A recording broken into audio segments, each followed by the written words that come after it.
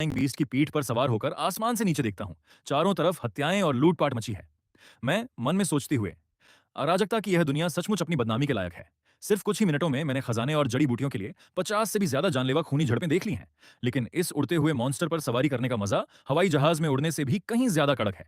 नीचे ज्यानान एकेडमी की सीमा दिखाई देने लगती है। मैं गहरी सांस लेते हुए, खैर, जब ज्यानान एकेडमी के इतने पास पहुंच ही गया हूं तो जल्दबाजी करने की कोई जरूरत नहीं है। पहले नीचे चलकर किसी होटल में रुकने का इंतजार करता हूं। मैं एक सराय में कमरा लेता हूं। तभी कुछ नकाबपोश लुटेरे गुप्त रास्ते से कमरे में घुसते हैं, लेकिन कमरा खाली दिखता है। डाकू एक हैरान होकर इधर उधर देखते हुए, अरे बंदा कहाँ गया? मैंने तो खुद अपनी आंखों से उसे इस कमरे के अंदर जाते देखा था। इतने कम समय में वो हवा में गायब कैसे हो गया? डाकू दो, अरे भाई, मैंने उस पर काफी देर से नजर रखी हुई थी। उसकी ताकत मुश्किल से 5 स्टार डॉ शी के आसपास थी। इतनी जल्दी भाग कैसे सकता है? मैं अचानक उनके ठीक पीछे हवा में प्रकट होकर ठंडे स्वर में, क्या तुम लोग मुझे ही ढूंढ रहे हो? डाकू एक चौंक कर पीछे मुड़ते हुए चीख कर, हाँ बॉस, यही है वो। डाकू लीडर तलवार निकालते हुए, फिर बेवकूफों की तरह मेरा मुंह क्या देख रहे हो? हमला करो, इस साले को मार गिराओ, इसका माल लूट कर आज ही डडोशी बनने का इंतजाम हो जाएगा। इससे पहले कि वे अपनी तलवारें हिला पाते, मेरी उंगली के एक इशारे से उठने वाली नीली लपटें उन्हें सेकंडों में राख के ढेर में बदल देती हैं। मैं नीचे काउंटर पर जाता हूं। होटल रिसेप्शनिस्ट झुककर माफी मांगते हुए, माफ कीजिए जनाब, ज़ियानान एकेडमी का एडमिशन सीजन चल रहा है, इसलिए सारे बेस्ट वीआईपी कमरे फुल हो चुके हैं। मैं शांति से, कोई बात नहीं, कोई भी साधारण कमरा चलेगा। साधारण कमरे में पहुंचकर मैं मन ही मन अपनी बढ़ती ताकत का एहसास करते हुए, अद्भुत, इस ब्लैक जेड कमल की कल्टीवेशन स्पीड का क्या कहना? इस रफ्तार से तो 1 साल के अंदर मेरी पुरानी पूरी ताकत पूरी तरह रिकवर हो जाएगी।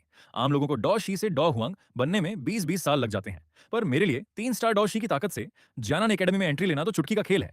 अब बस मुझे हेवनली फ्लेम टावर के पास पहुंचने का प्लान बनाना है। अगली सुबह मैं पीस टाउन जाने वाले व्यापारियों और छात्रों के कारवां के पास पहुंचता हूं।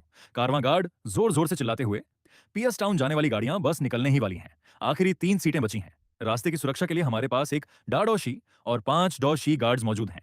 जो भी जियानान एकेडमी के एडमिशन टेस्ट के लिए जा रहा है, स्वागत है। मैं आगे बढ़ते हुए, क्या अभी भी जगह खाली है? कारवां लीडर मुस्कुराते हुए, हाँ हाँ छोटे भाई, बिल्कुल सही वक्त पर आए हो। क्या तुम भी पीएस टाउन जा रहे हो? मैं मन में मुस्कुराते हुए, हूह, ये तो बिल्कुल इस दुनिया की बस सर्विस जैसा माहौल है। कारवां रेगिस्तान और जंगलों को पार कर रहा है। रास्ते में एक आदमी और उसकी छोटी बच्ची अपने घर के बने मंतो रोटियां खा रहे हैं। बच्ची का पिता मुस्कुराते हुए, छोटे भाई, रास्ता बहुत लंबा है, थोड़ा खाना खा लो। मैं, शुक्रिया, पर मुझे भूख नहीं है। छोटी बच्ची अपनी मासूमियत में ताजा गर्म रोटी आगे बढ़ाते हुए, भैया थोड़ा सा खा लीजिए ना, अभी पीस टाउन पहुंचने में आधा रास्ता बाकी है। ये रोटियां मेरी माँ ने अपने हाथों से बनाई हैं, बहुत स्वादिष्ट हैं। तभी कारवां का एक बदतमीज और घमंडी गार्ड दौड़ता हुआ आता है और सीधे उस बच्ची के हाथ से रोटी छीनकर फेंक देता है। गार्ड चिल्लाते हुए, हरामजादे, तेरी हिम्मत कैसे हुई इस अजानी को बीच रास्ते में बिगाड़ने की? तुरंत इस मेहमान से माफी मांग, वरना तुझे यहीं गाड़ी से नीचे फेंक दूंगा। मैं ठंडे स्वर में, माफी? ये माफी तुम उन मासूमों से मांगना जिन्हें तुम लोगों ने रास्ते में लूट कर मार डाला है। कारवां का गार्ड हैरान होकर अपना नकाब उतारते हुए, कमीने, तुझे पता चल गया? लड़कों, अब इंतजार मत करो, हमला करो। अरे बेवकूफ लड़के, ब्लैक कॉर्नर रीजन में तुम्हारा स्वागत है। पूरा कारवां डाकुओं के असली रूप में बदल जाता है। मैं बिना हिलाए अपनी डॉ की एक ही तरंग छोड़ता हूं। भयंकर नीली काली आग में पूरा डाकू गिरोह सेकंडों में राख हो जाता है। मैं पीस टाउन के बॉर्डर पर पहुंचता हूं। वहां जियानान एकेडमी की लॉ एनफोर्समेंट टीम पहरा दे रही है।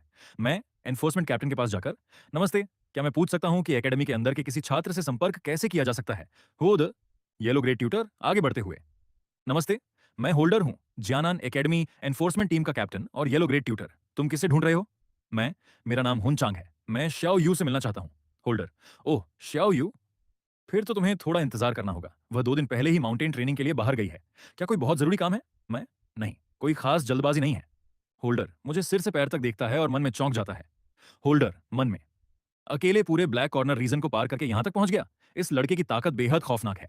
अगर ये मेरे क्लास में आ जाए तो मुझे ब्लैक ग्रेड ट्यूटर का प्रमोशन मिल सकता है। होल्डर का शिष्य लिनगू मेरे पास आता है। लिनगू, नमस्ते, मैं ट्यूटर होल्डर का चेला लिनगू हूं। मेरे मास्टर ने आपको दोपहर के खाने पर बुलाया है ताकि एडमिशन टेस्ट पर बात हो सके। मैं मुस्कुराते हुए, ठीक है, चलो रेस्टोरेंट में खाने की मेज पर। होल्डर उत्साह से, हुन चांग, तुम्हारी ताकत के साथ जियानान एकेडमी का टेस्ट पास करना तो बच्चों का खेल है, पर मेरी एक गुजारिश है, क्या तुम मेरी क्लास ज्वाइन करोगे? मैं कुर्सी पर टेक लगाते हुए सीधे आंखें मिलाकर, होल्डर ट्यूटर, मैं आपकी क्लास क्यों चुनूं? मुझे बदले में क्या मिलेगा? होल्डर, तुम जो कहोगे, जो मेरे बस में होगा मैं पूरा करूंगा। मैं शातिर मुस्कान के साथ, मेरी बस एक शर्त है, मुझे जल्द से जल्द इनर एकेडमी के अंदर पहुंचाओ। क्या तुम ये कर सकते हो? शाओयान गुस्से में बड़बड़ाते हुए, अरे यार, आधा साल बीत गया, मेरे बड़े भैया ने जिस बंदे का पता दिया था उसका कोई अता पता क्यों नहीं है? कहीं उन्होंने मजाक तो नहीं किया था? तभी दुकान के काउंटर के पीछे एक बूढ़ा आदमी हाई बोदो नक्शा बना रहा होता है। शाओ यान आगे बढ़कर रूखे अंदाज में, अबे ओए, क्या तू ही हाई नाम का बूढ़ा है? हाई बोदो, हाय बोडोंग बिना ऊपर देखे ठंडे स्वर में। नहीं जानता, तुमने गलत दुकान में कदम रख दिया है, बाहर निकलो। शाओ यान कमरे को घूरते हुए, यही दुकान है, मैं गलत नहीं हो सकता, अपने मालिक को बाहर बुलाओ। हाय बोदो तलवार जैसी ठंडी बर्फीली हवा रिलीज करते हुए, मैं ही यहाँ का मालिक हूँ, तुम कौन हो और मुझसे क्या काम है? शाओ यान शाओ यान दुकान के काउंटर पर पड़े पुराने नक्शों को छांटने लगता है और अचानक उसे प्यूरिफाइंग लोटस डेमन फ्लेम के 2 टुकड़े मिल जाते हैं। शाओ यान खुशी से उछलते हुए, अरे वाह, ये तो किस्मत का सबसे बड़ा सरप्राइज है। इन 2 नक्शों में डेमन फ्लेम का सबसे बड़ा गुप्त सुराग छुपा हुआ है। हाय बोदो दांत भींचकर, लड़के, तूने इस दुकान को अपने बाप का घर समझ रखा है क्या? बिना मेरी इजाजत के सीधे चीजों पर हाथ साफ कर रहा है। शाओयान आंखें मटकाते हुए, अरे, तो तुम ही हाई नाम के वो बूढ़े आइस एम्परर हो? हाय बोदो, हाँ मैं ही हूं, और तू अब यहां से जिंदा बाहर नहीं जाएगा। शाओयान घबराकर, मन ही मन, ओ तेरी, तो यही वो बॉडीगार्ड है जिसका बंदोबस्त बड़े भैया ने मेरे लिए पहले से कर रखा था। पर यह बूढ़ा तो दरवाजा बंद करके मेरी शामत बुला रहा है। शाओयान अपनी स्टोरेज रिंग को सहलाते हुए चिल्लाता है, शाओयान, मास्टर, जल्दी बाहर निकलिए, मेरी मदद कीजिए। याओ लाओ की आत्मा अंगूठी से बाहर निकलकर हवा में तैरने लगती है। याओ लाओ अपनी दाढ़ी सहलाते हुए शाओ यान की खिल्ली उड़ाता है। याओ लाओ मजाक उड़ाते हुए, ओहो, अभी थोड़ी देर पहले कोई बड़ी डींगे मार रहा था ना, कह रहा था कि बड़े भैया ने बॉडीगार्ड का इंतजाम कर दिया है, अब इस बूढ़े मास्टर की हड्डियां किसी काम की नहीं रही। अब क्या हुआ, अब किस मुंह से मदद मांग रहा है? हाय बोदो याओ लाओ की आत्मा देखकर फटी आंखों से कदम पीछे हटाते हुए, आत्मा रूप, तुम दोनों कौन हो? मैंने तो सालों से जामा साम्राज्य में किसी से दुश्मनी नहीं मोल ली।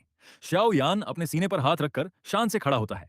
शाओ यान, अबे ओए बूढ़े, क्या तेरा दिमाग सठिया गया है? बिना पूरी बात सुने हाथ उठाने चला था, अगर मुझे खरोंच भी आ जाती तो तू जानता है तो इसका अंजाम क्या होता? हाय बोदो, क्या अंजाम होता? शाओ यान गर्व से सीना चौड़ा करके, क्योंकि मेरे पीछे मेरे बड़े भैया खड़े हैं। हाय बोदो ना समझी में, तेरे बड़े भैया? कौन बड़े भैया? पिछले कई दशकों से मैं शांति से यहां रह रहा हूं, आज ये कौन सी आफत आ गई? शाओ जुआ चिल्लाकर, मेरे बड़े भैया हुन चांग, तूने उनका नाम तो सुना ही होगा ना? हाय बोदो झटके से रुककर हकलाते हुए, शाह क्या, एक बार फिर से बोलना, तू कोई मजाक तो नहीं कर रहा? तू सचमुच हुन चांग हुजूर को जानता है? शाओ यान मुस्कुराते हुए, हूं, सच मान या न मान, मेरे बड़े भैया ने ही मुझे तेरे लिए दवाइयां देकर भेजा है। ये रही पोई पिल जो तेरी सील को तोड़ेगी। हाय बोदो कांपते हाथों से दवा की बोतल लेते हुए गिड़गिड़ाकर, अरे छोटे भाई, गलती हो गई, अपने इस बूढ़े भाई को माफ कर दो, मैंने पहचाना नहीं कि तुम महान हुजूर के छोटे भाई हो। हाय बोदो तुरंत पिल गटक लेता है, उसके शरीर से बर्फीली ऊर्जा का भयंकर विस्फोट होता है, पूरे शीमो शहर का तापमान माइनस में चला जाता है, उसकी सील टूट जाती है। हाय बोदो हवा में तैरते हुए पागलों की तरह हंसते हुए, हा हा हा, आखिरकार वो दिन आ ही गया, मैं वापस डो हुआंग खंग बन गया, क्या भयंकर ताकत है। हाय बोदों की बर्फीली हवा से दुकान की छत उड़ने लगती है। शाओ यान कान बंद करते हुए, अबे बूढ़े, मेरी दुकान तोड़ेगा क्या? अब ध्यान से सुन, मेरे बड़े भैया ने हुक्म दिया है कि जब तक क्लाउड मिस्ट सेक्ट के साथ मेरा 3 साल का समझौता खत्म नहीं हो जाता, तब तक तुझे मेरा बॉडीगार्ड बनकर मेरी रक्षा करनी होगी। हाय बोदों हवा से नीचे उतरकर आंखें फाड़ते हुए, क्या तू पागल हो गया है या मैं जामा साम्राज्य का महान आइस एम्परर डो हुआंग तेरा बॉडीगार्ड बनूं? शाओ यान आंख मारते हुए, क्यों, मेरे बड़े भैया हुन चांग के नाम से डर लग रहा है क्या? मना करना है तो सीधे जाकर उन्हीं से मना कर दे। हाय बोदों पसीना पोंछते हुए दबी आवाज में, हाय बोदों अभी भी नानुका कर रहा होता है कि शाओ यान मुस्कुराते हुए जेब से एक और नक्शा और औषधि का नुस्खा निकालता है। शाओ यान चैलेंजिंग अंदाज में, अरे ओ बूढ़े, तेरी हिम्मत तो बड़ी है, पर क्या तूने कभी फूलिंग झी पिल का नाम सुना है? हाय बोदों फटी आंखों से हकलाते हुए, क्या फूलिंग झी पिल, वो 5वां टीयर पिल जो मेरी ताकत को पूरी तरह से उसके असली पीक पर पहुंचा सकती है? शाओ यान, बिल्कुल, तुझे बस 1 साल के लिए मेरा बॉडीगार्ड बनना है और ये पिल तेरी। हाय बोदों मुस्कुराकर हाथ मिलाते हुए, डील पक्की, लेकिन एक शर्त है, जब तक तेरी जान पर नहीं बनाती मैं बीच में हाथ नहीं डालूंगा।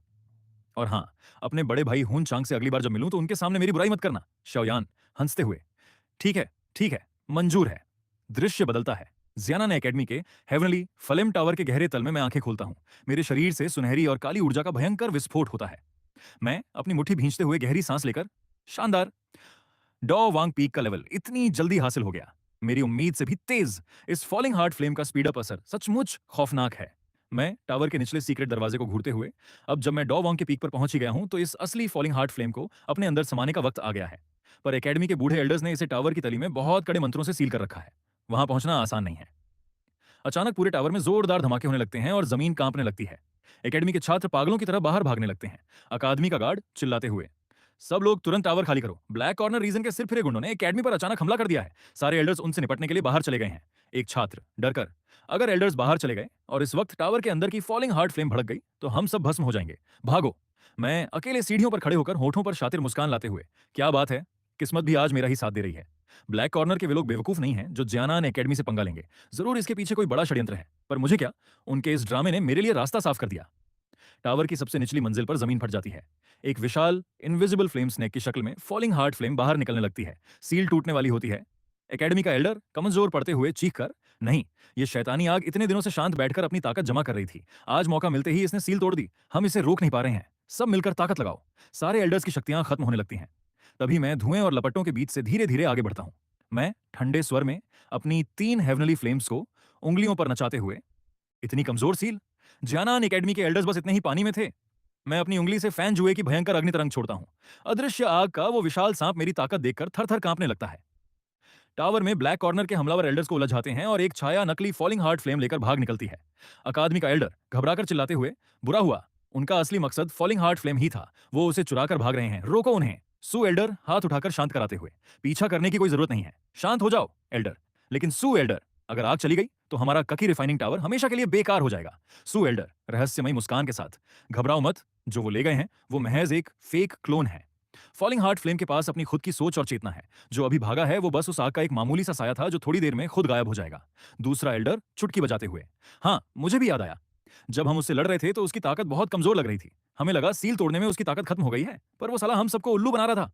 सू एल्डर नीचे लावे की तरफ घूरते हुए, लेकिन असली खतरा अभी टला नहीं है। अगर किसी ने नीचे जाकर असली आग पर हाथ डाला तो जियानान एकेडमी चुप नहीं बैठेगी। दृश्य बदलता है। मैं लावे के सबसे निचले सीक्रेट जोन में तैर रहा हूं। असली पारदर्शी फॉलन हार्ट फ्लेम मुझे अपने डायमेंशन में खींच लेता है। मैं चारों तरफ देखकर ठंडी मुस्कान के साथ, ओहो, तो तुमने मुझे अपने इस सीक्रेट डायमेंशन में कैद कर लिया। बेवकूफ नाग, तुम गलत फहमी में जी रहे हो। फॉलिंग हार्ट फ्लेम फुंकार मारती है और मुझ पर हमला करने की कोशिश करती है। मैं आगे बढ़ते हुए, अगर तुम सीधे लावे में भागते रहते तो शायद मुझे तुम्हें पकड़ने में थोड़ा वक्त लगता, पर तुमने खुद आगे बढ़कर मुझे अपने घर का रास्ता दिखा दिया। इसे कहते हैं अपनी ही होशियारी में खुद फंसना। मैं लावे के नीचे एक प्राचीन तैरती हुई सफेद स्केलेटन और उसके पास जलती एक पुरानी आग की लपट के सामने रुकता हूं। मैं ऊंची और रौबदार आवाज में, आओ भी बाहर, कब तक लाश के पीछे छुपे रहोगे?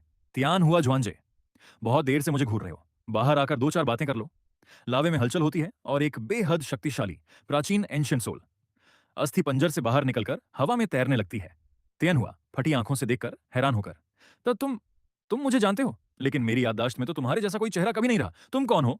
मैं हाथ बांधकर बेफिक्र अंदाज में, मैं तुम्हें जानता हूं या नहीं यह मायने नहीं रखता। काम की बात यह है कि मैं तुमसे एक बहुत बड़ा सौदा करने आया हूं। त्यान हुआ ठंडी सांस लेते हुए, सौदा? मैं तो सिर्फ एक भटकी हुई रेमनेंट सोल हूं। मेरे पास ऐसा क्या है जिसके लिए तुम यहां तक आए? जब तक तुम अपनी पहचान नहीं बताते मैं तुम पर रत्ती भर भी भरोसा नहीं करूंगा। मैं अपने होंठों पर एक खतरनाक और शातिर मुस्कान लाता हूं। मैं धीमी और रहस्यमयी आवाज में, मेरा नाम हुन चांग है। हुन सरनेम इस दुनिया में बहुत आम नहीं है। मुझे उम्मीद है कि तुमने पुराने जमाने में इसके बारे में थोड़ा बहुत जरूर सुना होगा। त्यान हुआ झटके से पीछे हटते हुए, खौफ से कांपते हुए, हुन, तुम्हारा हॉल ऑफ सोल्स या उस खौफनाक हन क्लैन से क्या रिश्ता है? मैं आंखों में काली लपटें चमकाते हुए, रिश्ता? मैं उसी हुन कबीले के पेट्रियार्क हन टेंदी का बेटा हूं। लेकिन तुम अच्छी तरह जानते थे कि यह प्यार में पागल लड़की किस तरह की महिला है, इसलिए तुमने